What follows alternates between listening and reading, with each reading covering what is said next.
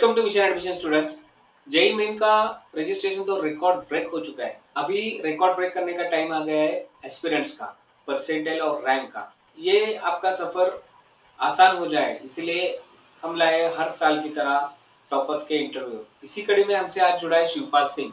शिवपाल के जेई के परसेंटाइल है 99.044 और वो इंडिया का premium institute COEP technological university में पुणे में सीएस में पढ़ रहा है। उसका ये सक्सेस जर्नी आज के एस्पिरेंट्स के लिए कितना हेल्पफुल रहेगा, कौन से चैप्टर को कितना वेटेज देना चाहिए, reference book, short notes, mock test, last month preparation, last minute preparation, ये सब सक्सेस स्टोरी खुद ही शिवपाल से हम जानते हैं।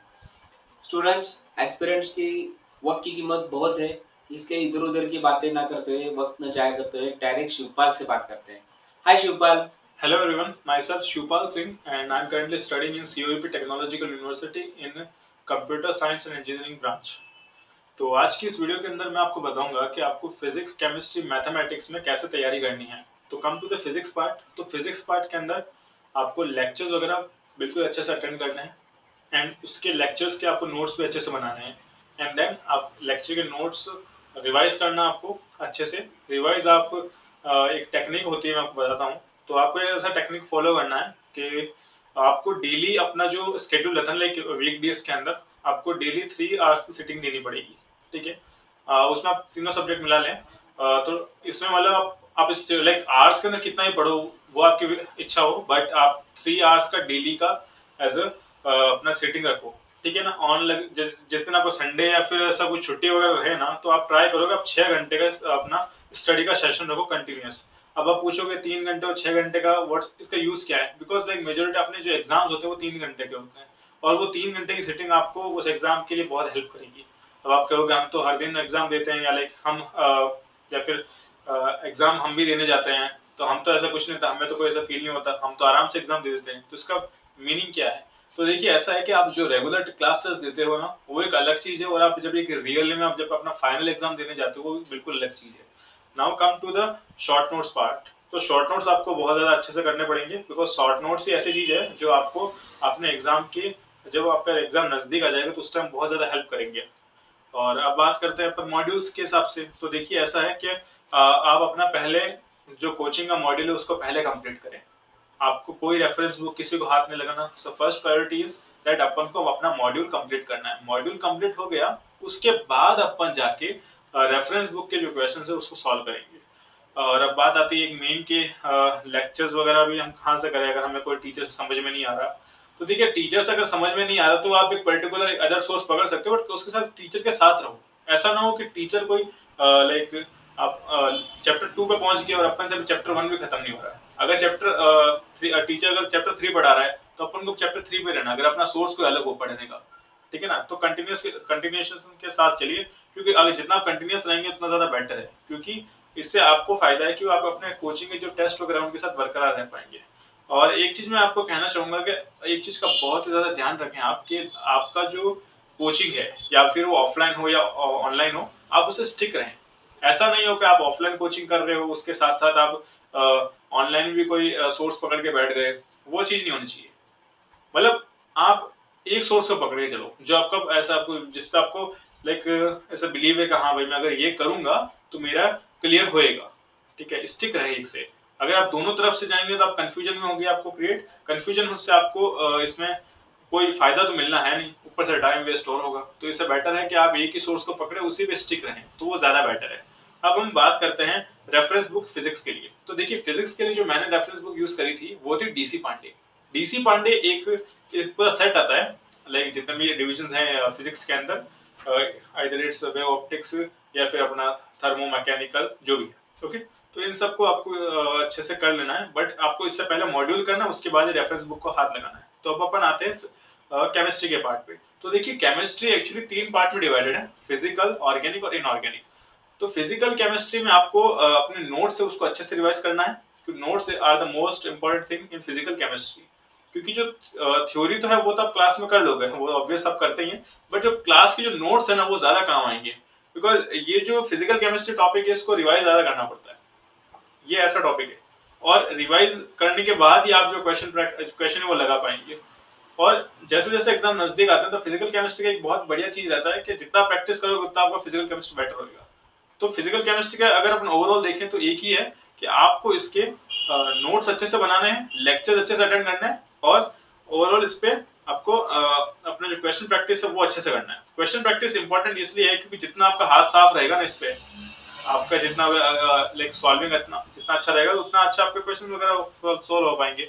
तो अब बात करते हैं ऑर्गेनिक केमिस्ट्री के बारे में। तो ऑर्गेनिक केमिस्ट्री ऐसा है कि इसके अंदर आपको जो रिएक्शंस वगैरह उनको याद रखना पड़ता है। तो उसके लिए आप शॉर्ट नोट्स बना सकते हैं, या फिर मैं तो कहता हूँ अगर मैं कोटा से हूँ तो हमारे उधर क्या होता है कि हम सब ऐसे दीवार होती तो हम उसी पे हमारे नोट्स वगैरह स्टिक कर देते थे, जिससे हम सुबह उठ के रीड कर लेते थे, या फिर जब भी छोटा मोटा कोई काम होता था आसपास वो फ्री हो गए या फ्री हो गए थोड़ा बहुत, तो उस फ्री टाइम के अंदर हम ये जो नोट्स जो हमने वॉल पे चिपकाए होते थे हम उससे पढ़ लेते थे।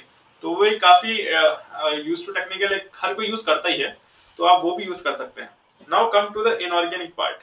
तो इनऑर्गेनिक के अंदर अगर मैं बात करूँ तो ये थोड़ा सा ऐसा टॉपिक है, इसमें रिवीजन सबसे ज्यादा जरूरी है। इसमें नोट्स तो आपको बनाने हैं, अगर आपके इसके शॉर्ट नोट्स की जरूरत है या नहीं है। तो देखिए शॉर्ट नोट्स का तो मैं इतना नहीं कहूंगा क्योंकि इसमें मेजोरिटी शॉर्ट शॉर्ट कुछ कर नहीं सकते, या आपको पूरा ही पढ़ना पड़ेगा। तो इससे बेटर है कि आप जितना अच्छा रिवीजन कर पाए उतना बेटर रहेगा। तो आप इसमें जितना ज्यादा रिवीजन करेंगे उतना ज्यादा आपको उसका आउटपुट मिलेगा, और उतना ज्यादा आपने जो एग्जाम उसमें इनपुट दे पाएंगे। तो यही इसका मेन है। और बाकी अगर हम बात करें इन तीनों सब्जेक्ट के रेफरेंस बुक जो मैंने यूज करी थी, तो देखिए रेफरेंस बुक मैंने फिजिकल केमिस्ट्री के लिए यूज करी थी एन अवस्थी, एंड ऑर्गेनिक के लिए मैंने यूज करी थी हिमांशु पांडे, और इनऑर्गेनिक के लिए मैंने यूज करी थी अपनी वीके जायसवाल। तो ये तीनों बुक्स थी मैंने अच्छे से करी थी और ये बहुत ज्यादा यूजफुल रही मेरे लिए। और अब हम बात करते हैं अगर इसके अलावा हम इससे कुछ सॉल्व करना पड़े या फिर ऐसा कुछ है। देखिए पहली बात तो ये मॉड्यूल करो, मॉड्यूल के बाद इनको हाथ लगो, बिकॉज आपका मॉड्यूल हो गया ना तो आपने लेवल 1 पार कर लिया। उसके बाद इन बुक्स में आप लेवल 2 लेवल 3 जो भी है ना वो सब आप लगा सकते हो, वो ज्यादा हेल्प करेगा। इधर आप एडवांस की तैयारी कर रहे हो या फिर जेईई मेंस की, दोनों में बहुत ज्यादा हेल्पफुल रहेगा। तो अभी ये होगी केमिस्ट्री की बात। और अब हम बात करते हैं मैथ्स के बारे में। देखिए मैथमेटिक्स के अंदर मैंने जो अपना पूरा जो सिलेबस था मैंने कोचिंग से करा था, ठीक है, मैंने कोई अदर सोर्स यूज नहीं करा था। तो इसमें एक ही है कि सोर्स आप इसको सिंगल ही पकड़ना, क्योंकि मतलब सिंगल कैसे इन टर्म्स ऑफ अगर आप कैलकुलस कर रहे हो तो आप एक ही बंदे से करो, वो पूरा का पूरा कैलकुलस आप एक ही बंदे से कर लो, ठीक है, वो ज्यादा बेटर रहेगा। या फिर अलजेब्रा का कुछ टॉपिक कर रहे हो तो एक ही बंदे से करो, ठीक है ना। अगर आप बीच में हर एक टीचर को चेंज करते रहोगे ना, या फिर कुछ ऑनलाइन कर लिया कुछ ऑफलाइन कर लिया ना, ऐसा नहीं, आपको एक ही बंदे से करना, अच्छे से करना है, तो ज्यादा बेटर समझ में आएगा आपको। अब इधर इसमें है तो फॉर्मूलाज ही ज्यादातर, ठीक है, और आपको एप्लीकेशन अच्छे से आना चाहिए। बाकी मैथ्स के लिए ज्यादा कुछ नहीं है, मैथ्स के लिए बस आपको जितना ज्यादा प्रैक्टिस कर पाओगे उतना ही बेटर रहेगा। क्योंकि जब मैं अपने जेईई की तैयारी कर रहा था तो मैंने मैथ्स में बस क्वेश्चन सॉल्विंग पे ज्यादा ध्यान दिया था, एंड थ्रू दैट मेरा अच्छा गया पेपर। और अभी अगर हम बात करें इसके रेफरेंस बुक के बारे में, तो मैथ्स के लिए मैंने जो रेफरेंस बुक यूज करा था वो सेंगेज की बुक्स थी। तो सेंगेज बुक का एक पूरा सेट आता है, ठीक है। तो जो उसके अंदर जो थ्योरी थी या फिर उसके अंदर जो क्वेश्चंस थे, मैं उससे से कभी कभी कुछ जो चैप्टर मेरे को रिवीजन करना होता है, ऐसा कुछ टॉपिक है जो मैं भूल चुका हूँ बिल्कुल ही कंप्लीटली, ठीक है ना, तो भी मैं मेजोरिटी उस बुक से कर लेता था। तो वो एक काफी हेल्पफुल है। और बाकी आप और भी काफी सारी चीजें ट्राई कर सकते हैं। एंड इवन दो एक्चुअली मैंने जिस कोचिंग में था तो वहाँ का एक मुझे एक 10 पॉइंट्स मिले थे कि आप अगर आप जेई की तैयारी करो तो इन 10 पॉइंट्स को अगर आप फॉलो करते हो तो आपको बहुत ज्यादा हेल्पफुल रहेगा। तो वो यहाँ आपको फोटो दिख रहा होगा तो आप वो यूज कर लेना। तो उसको स्क्रीनशॉट ले लो तो बेटर रहेगा। ओके, तो उसको स्क्रीनशॉट ले लीजिए आप और उसको यूज करिए अपने डेली लाइफ में, वो बहुत ही ज्यादा बेहतरीन चीज है, ठीक है। तो अभी ये तीनों सब्जेक्ट का तो अपन ने कवर कर लिया। तो अभी अपन बात करते हैं कुछ ऐसे टॉपिक्स पे जो ज्यादा इंपॉर्टेंट है एक जेईई एस्पायरेंट के अकॉर्डिंग या फिर एक सीईटी एस्पायरेंट के अकॉर्डिंग। तो काफी बच्चे होते हैं वो कहते हैं कि भैया हमारा जो 11th है वो वीक रह गया और हम अभी 12th में है तो हमें अब कैसे तैयारी करनी चाहिए, या फिर अभी हमारा नेक्स्ट ईयर एग्जाम है और अभी हमें हमारे 11th बर्बाद है, 12th भी थोड़ी थोड़ी बर्बाद होने को आ गई है, तो उसको कैसे कवर करें। तो देखिए आप ऐसा करिए कि आप जिस कोचिंग से पढ़ रहे हैं ना 12th के लिए, तो उस पर स्टिक रहिए, ठीक है ना। तो मतलब ऐसा होना चाहिए कि यूं ना हो कि आप 11th को करने जाए तो 11th तो कवर हो रही है और साइड बाय साइड 12th हाथ से निकल रही है, तो इसका नेट जो रिजल्ट आया वो जीरो ही हुआ। टेक्निकल देखने भाई आपने एक चैप्टर को कैच करा और इधर से 12th वाला चैप्टर गया, फिर इसको कैच करा उधर से गया, तो नेट वैल्यू कुछ अपन को मिल नहीं रहा ना। अपना ऐसा होना चाहिए 12th वाला चैप्टर भी कंप्लीट हो गया एंड फिर अपने 11th वाला चैप्टर भी कंप्लीट कर लिया। तो अगर ऐसी स्ट्रैटेजी आप फॉलो करेंगे तो ज्यादा बेटर है। तो अब मैं वैसे अब आप मेरे से पूछेंगे इजी है या मुश्किल है, तो देखिए ये थोड़ा सा मुश्किल है, बट अगर ये मुश्किल तभी है अगर आप कंसिस्टेंट नहीं है। तो अगर आप कंसिस्टेंट है तो ये बहुत इजी है। अब आप पूछेंगे कैसे, तो इसके लिए आपको अपना डेली जो आप लेक्चर अटेंड करते हैं वो करिए, उसका रिवीजन घर आते कर लीजिए कंप्लीट, और उसके क्वेश्चन वगैरह प्रैक्टिस कर लीजिए। फिर आपको थोड़ा सा एक्स्ट्रा टाइम निकालना पड़ेगा अपने 11th के लिए। 11th के कुछ चैप्टर्स पकड़िए आप। अगर आप 12th आपकी स्टार्ट हुई तो आप उसको 11th के चैप्टर से वो अभी से स्टार्ट कर दीजिए आप, जो भी आपके वीक हैं, ठीक है। तो अभी देखिए इसमें ऐसा नहीं होना चाहिए, क्योंकि कुछ बच्चे होते हैं वो ऐसा कर देते हैं कि हम पूरी 11th कर रहे हैं, बेसिक्स मतलब यूनिट डायमेंशन से पढ़ रहे हैं। ऐसी गलती मत करना, आप वही टॉपिक करें जो आपको थोड़े वीक लगते हो, कि हाँ भाई थोड़े वीक मेरे हैं चैप्टर हैं और इनको मैं कवर कर लूंगा हो जाएगा। या फिर कुछ ऐसा चैप्टर जो बिल्कुल ही अलग है, जिसको आपने कभी हाथ भी नहीं लगाया या फिर बिल्कुल स्किप कर दिया, तो उन टॉपिक को भी आप कर सकते हो। तो वो एक बेटर चीज रहेगा। और बाकी अगर हम बात करें कि अब इसको हम अप्लाई कैसे करें, क्योंकि आप 12th भी कर रहे हो, साथ में आपको ये ये भी टेंशन रहता है बोर्ड का भी करना है, और साथ में आपको ये भी टेंशन रहता है कि 11th भी करना है। तो देखिए सब मैनेज हो जाता है। तो बस इसमें है कि सही टाइम पे सही चीज करनी चाहिए। अगर आपकी अभी 12th स्टार्ट हुई है तो आप ये काम करिए, अपने 12th के साथ साथ एक्स्ट्रा टाइम निकालिए। अब एक्स्ट्रा टाइम कैसे निकलेगा, देखो एक्स्ट्रा टाइम निकालना पड़ता है। आप जहाँ पे कुछ अगर आपका फ्री टाइम है 1-2 घंटे का, तो उस 1-2 घंटे में से कुछ 1 घंटा एक्स्ट्रा निकाल लीजिए। आप 1 घंटे एंजॉय करिए फ्री टाइम के अंदर, बाकी 1 घंटा एक्स्ट्रा दीजिए अपने 11th को। हाँ थोड़ा मुश्किल लगेगा, बट एक चीज ध्यान रखिएगा, ये 1-1 घंटे के एफर्ट आपके रैंक को डिसाइड करते हैं। ये रैंक आपको आपका मनपसंद कॉलेज दिलाएगी।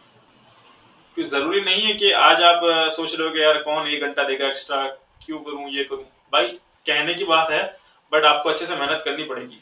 क्योंकि जैसे हमारे सर कहते हैं मिशन एडमिशन से, कि हर एक मार्क मैटर करता है, हर एक मार्क से हर एक परसेंटाइल मैटर करती है, और हर एक परसेंटाइल आपके 7 डिजिट तक जाती है पॉइंट। तो वो एक हर एक पॉइंट का डिजिट भी मैटर करता है रैंक के लिए। और क्या पता आपके जस्ट ऊपर वाले रैंक वाला आपकी सीएस की सीट ले जाए और आपको ना मिले। तो ऐसी गलती करनी ही क्यों है। ट्राई करो ना, अपना जितना बेटर दे सकते हैं उतना दे। तो आपको ये स्ट्रेटेजी फॉलो करनी है और अच्छे से देना अपना, मतलब अपना बेस्ट दीजिए इसमें। तो अगर आपको 1 घंटा ज्यादा देना पड़ रहा है ना कि 11th कवर करने में, तो दे दो ना, क्या ही जा रहा है। तो ये एक इम्पोर्टेंट चीज है। और अब क्योंकि 11th टॉपिक है, हाँ थोड़ा आपको लगेगा बोरिंग, यार समझ में नहीं आ रहा, ऐसा नहीं हो रहा, तो फिर कोचिंग की भी थोड़ी हेल्प लीजिए आप, नोट्स वगैरह बनाइए, तो उसमें ज्यादा मजा आएगा। और 12th तो आपको साथ में करना ही पड़ेगा, क्योंकि ऐसा ना हो कि इधर से 11th करने गए उधर से 12th खराब हो गई। तो ऐसा नहीं, आपको दोनों को साइमल्टेनियसली लेना पड़ेगा, इससे थोड़ा मुश्किल होता है। और आपको एक बात मजे की बात बताओ ना, जिसने इसको कंसिस्टेंटली फॉलो कर लिया ना, वो लगभग 50 to 70% कॉम्पिटिशन से आगे आ जाएगा। अब आप कहोगे कैसे, because majority of the students क्या करते हैं, जिनका बैकलॉग होता है ना, वो 11th के टॉपिक करने जाते हैं, उनका 12th छूट जाता है, और ऐसे करते करते पूरा ईयर एंड होने को आता है ना, उनका सिलेबस ही कंप्लीट नहीं होता है। अगर आपने ये सिलेबस कंप्लीट कर लिया तो आप लाइक 70% कॉम्पिटिशन में आपने ऐसे ही पार कर लिया है। तो बस ये छोटी छोटी टेक्निक है जो आपको एक अच्छी रैंक दिलाने में हेल्प करती है। तो आपको 11th और 12th तो कंप्लीट करना ही पड़ेगा, तभी आपका सीईटी और जेई का स्कोर अच्छा होगा। और अब मेजोरिटी कंप्लेंट आती है कि हम 1 मंथ पहले कैसे तैयारी करें। तो 1 मंथ पहले अगर आपके पास लाइक 1 महीना ही बचा है एग्जाम के अंदर, तो आपको डरने की जरूरत नहीं है। उस टाइम आपको कोई नया चैप्टर ऐसा कुछ ना करें, जो आपने अभी तक कर रखा है ना उसको अच्छे से रिवाइज कर लें एक बार, उसके बाद उसका टेस्ट सीरीज चालू कर लें, ठीक है ना। लाइक अभी तो कुछ लाइक ऐसे एप्लीकेशंस भी आते हैं ऑनलाइन, जिससे आप अपने कस्टम पेपर बना सकते हो, ठीक है ना। या फिर टेस्ट बुक की सीरीज आती है, लाइक प्रीवियस ईयर टेस्ट, या फिर टॉपिक वाइज टेस्ट सीरीज अपने प्रीवियस ईयर पेपर्स में, लाइक सीईटी का हो गया या जेई का हो गया, तो वो आप बुक्स खरीद सकते हैं, वो ज्यादा बेटर है। उनको आप बार बार सॉल्व करिए, तो जितना आप सॉल्व करेंगे उतना बेटर रहेगा। लाइक अगर अपन फिजिक्स की, केमिस्ट्री की या मैथ्स की बात करें, तो इनमें वही है, आप जितना प्रीवियस ईयर क्वेश्चन सॉल्व करोगे उतना बढ़िया रहेगा, ठीक है। तो अगर अगर हम जो मैंने टॉपिक्स बताए आपको 1 मंथ पहले स्ट्रेटेजी का, तो इसमें अगर आप ध्यान से सुने तो आपने एक ही चीज नोटिस करी होगी कि revision is important and question solving is important. But इसके साथ एक चीज और चाहिए, वो है आपका कॉन्फिडेंस। आपको जितना अच्छा कॉन्फिडेंस रहेगा उतना ज्यादा बेटर रहेगा। क्योंकि जो 1 महीने के अंदर लाइक मैं अपनी एक स्टोरी बताऊं तो लाइक मेरा पेपर जो था वो मेरा डे 1 को था। 24 जनवरी को अपना पेपर स्टार्ट हुए थे, पहला शिफ्ट 24 को मेरा ही था। तो मतलब ये देखिए ऐसा हो गया कि मतलब अभी लास्ट ईयर का जो जेई का पेपर था उसका पहला शिफ्ट जो था ना वो मेरा ही था। तो अब आप मेरी कंडीशन समझिए, मेरे पास तो ना कोई अपॉर्चुनिटी थी कि मैं कोई मेरे से पहले शिफ्ट वाले का पेपर देख पाता, ठीक है। तो मेरे लिए बिल्कुल न्यू एक्सपीरियंस था, बट मैं डरा नहीं, मैं कॉन्फिडेंस अपने जितने भी टेस्ट सीरीज थे वो देता रहा, कॉन्फिडेंस गेन कर लिया कि ऐसा ही कुछ पेपर अपने जेई के अंदर भी आएगा। फिर मैं गया अपने एग्जाम सेंटर पे, पेपर लिख के आया, and again the result is here, I got 99.04% आई। तो बस यही तीन चीज है, रिवीजन, प्रैक्टिस एंड अपना कॉन्फिडेंस। तो ये तीन चीजें आप अगर आप रेडी करते हैं तो आपका जो एग्जाम है वो बहुत ही बेहतरीन जाएगा। और यही है, अब कुछ बच्चे होंगे जो मेरे से पूछते होंगे कि भाई हम अभी भैया हम 11th में हैं, अभी हमें सीईटी या जेई की तैयारी करनी, तो हम कैसे करें। तो देखिए, अगर आप 11th में हैं तो आप अप्रैल या मई से भी स्टार्ट कर सकते हैं, बट ऐसा मत सोचिए कि जो जून में स्टार्ट कर रहा है या सितंबर में स्टार्ट कर रहा है वो कुछ पीछे रह जाएगा, ऐसा कुछ नहीं होने वाला। आप जब भी तैयारी स्टार्ट करें बेहतरीन तरीके से करें, एक अच्छा सोर्स पकड़ें, उसी पे स्टिक रहें, और उसी से आपका सब कुछ क्लियर हो जाएगा। बट ध्यान रहे सोर्स एक ही पकड़े। मतलब अब स्कूल में जाके आप थोड़ी करते थे कि यार हम ये वहां से पढ़ लेंगे, ये वहां से पढ़ लेंगे, जो अपन स्कूल टीचर पढ़ाता था उसी पे तो नोट्स अपन पढ़ते थे। तो वो सेम चीज आपको यही फॉलो करनी है। अब आप यहाँ पे अगर अपना एक्स्ट्रा दिमाग लगाओगे कि हम वो कर लेंगे, हम यहाँ से कर लेंगे, उस सोर्स से कर लेंगे, ना ना, आप अपना कोचिंग में पैसा दिया है, आपने इन्वेस्ट करा है उसमें, तो आप उस पर भरोसा करो, आप ऑनलाइन के चक्कर में मत जाओ, ठीक है ना। अगर आप ऑनलाइन कोचिंग पढ़ रहे हो तो ऑनलाइन में स्टिक रहो, उस ऑनलाइन के जिस लाइक आप कोई पर्टिकुलर सोर्स से पढ़ रहे हो तो उसी सोर्स से स्टिक रहो। ऐसा नहीं हो किसी दूसरे ऑनलाइन में किसी दूसरे सोर्स से आप कुछ और पढ़ रहे हो, यहाँ से कुछ और पढ़ रहे हो, नहीं, just stick to one thing. उससे से आपका माइंड एक जगह कॉन्सेंट्रेट रहेगा, अगर आप इधर उधर भागेंगे तो कोई मतलब नहीं है। तो बेसिकली यही चीज है। और अगर हम बात करें मेजोरिटी में स्टूडेंट्स का कि हम अपने आप को मोटिवेट कैसे रखें, तो एक छोटा सा मोटिवेशन मेरी तरफ से है। तो मैं जब कोटा में था तो हमारा उस दिन टीचर्स डे था, मतलब ये जो टीचर्स डे होता है अपना 5 सितंबर को ये था।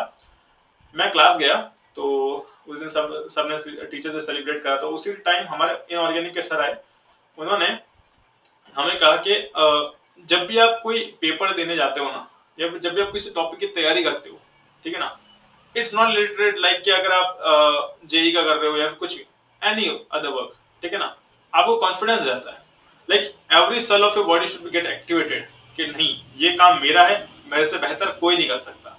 तो वो एक सेल्फ कॉन्फिडेंस होता है, वो इंपॉर्टेंट होता है। वही है कि आपको बस अपना मोटिवेशन खुद बना के रखना पड़ेगा। और हाँ गाइस, अगर आपको थोड़ा बहुत डाउट है कि सीईटी की प्रिपरेशन या फिर जेई की प्रिपरेशन में कुछ आपको ऐसा पर्टिकुलर टाइम आ चुका है जहाँ पे वो समझ में नहीं आ रहा कि करना क्या है, या फिर आपका कुछ ऐसा क्वेश्चन है जो जिसका आंसर आप मेरे से सुनना चाहते हो, ठीक है ना, तो आप इस वीडियो के कमेंट सेक्शन में आना, आपका जो क्वेश्चन है वो लिख दो, मैं पर्सनली आके आपको रिप्लाई दूंगा, आप टेंशन मत लीजिए, ठीक है। तो आप जरूर कमेंट करें और मैं जरूर उस पर आपके कमेंट का रिप्लाई करूंगा, तो टेंशन की बात नहीं है। और एक और चीज मैं आपको कहना चाहूंगा कि अगर आपको सीईटी की काउंसलिंग वगैरह करवानी हो, ठीक है, या फिर आप कोई भी एग्जाम लाइक इधर नीट हो या फिर इंजीनियरिंग का कोई भी exam, JE, WB, JE, anything, अगर आपको उसका काउंसलिंग करवाना है तो आप एक मौका मिशन एडमिशन को जरूर दें। मैंने खुद ने मिशन एडमिशन पर भरोसा करा था जब एक्चुअली मैं राजस्थान से बिलोंग करता हूँ, तो मेरे को सीईटी काउंसलिंग का काफी अच्छा नॉलेज था, बट मैं फिर भी ऐसा थोड़ा मतलब डर रहा था कि कौन सा कॉलेज है, कैसा रहेगा, या फिर कॉलेज की जो काउंसलिंग होती है उसकी काउंसलिंग का क्या प्रोसेस रहता है, कैसे रहेगा सब कुछ, मेरे को काफी सारे डाउट्स थे। देन फिर मैं मिशन एडमिशन से कनेक्ट हुआ, एंड आफ्टर दैट मेरा जो रजिस्ट्रेशन था सीईटी अपना काउंसलिंग के लिए रजिस्ट्रेशन, और उसके बाद डॉक्यूमेंट वेरिफिकेशन, फिर मेरा कॉलेज में जाने के बाद कॉलेज के अंदर रजिस्ट्रेशन, फिर मेरा स्पॉट राउंड तक, अंटिल आई गेट, जब तक मेरे को लाइक सीएस नहीं मिल गया ना सीओईपी के अंदर, तब तक मिशन एडमिशन ने मेरा हाथ नहीं छोड़ा। मिशन एडमिशन ने मेरा तब तक पूरा साथ निभाया, और मैं रियली बता रहा हूँ आपको पर्सनली, आप एक मौका जरूर दें, क्योंकि ये जो काउंसलिंग का काम है ना ये थोड़ा कॉम्प्लिकेटेड है, बिकॉज ये इकलौती ऐसी चीज है जिसके अंदर आपका जो कॉलेज है वो पूरा मैटर करता है, क्योंकि काउंसलिंग में कभी मिस्टेक नहीं करनी चाहिए। काउंसलिंग एक इकलौता मौका है जिसमें अगर आप कोई ऐसी सीट भी ले सकते हो जिसपे आपको उम्मीद भी नहीं थी, या ऐसा कॉलेज आप सीएस ले सकते हो जिससे आपको कोई उम्मीद नहीं थी। ये सब होता किस चीज से, अच्छी काउंसलिंग से। आपको नहीं पता स्पॉट राउंड में कौन सा कॉलेज में कौन सी सीट आपको आपके लिए बनी है, या फिर क्या सीन रहेगा, तो उस टाइम ये जो काउंसलिंग जो एडवाइजरी होती है बहुत मैटर करती है, तो आप उसको एक बार मौका जरूर दें। तो इसके लिए आप मिशन एडमिशन पे आप नीचे कमेंट करें और उसी के साथ हमारे सर आपसे कनेक्ट करेंगे for further details. So thank you very much guys. Thank you Shivpal. Students, Shivpal ने अपनी सक्सेस स्टोरी आपके साथ पूरी शेयर की है। मुझे उम्मीद है कि ये शिवपाल की सक्सेस स्टोरी आपको जेई, सीईटी ये एग्जाम के लिए बहुत फायदेमंद रहेगी। आपका ड्रीम कॉलेज मिलाने में ये स्टोरी आपको हेल्प करेगी। इसीलिए दोस्तों को आप ये वीडियो शेयर कीजिए। ये चैनल अगर सब्सक्राइब नहीं किया है तो सब्सक्राइब कीजिए, लाइक कीजिए और हमारे साथ मिशन एडमिशन की काउंसलिंग में जुड़ने के लिए डिस्क्रिप्शन में हमने गूगल फॉर्म दिया है, वो फिल करें और सक्सेस जर्नी में जुड़ जाए। आने वाले एग्जाम्स के लिए मिशन एडमिशन की तरफ से all the best. Thank you.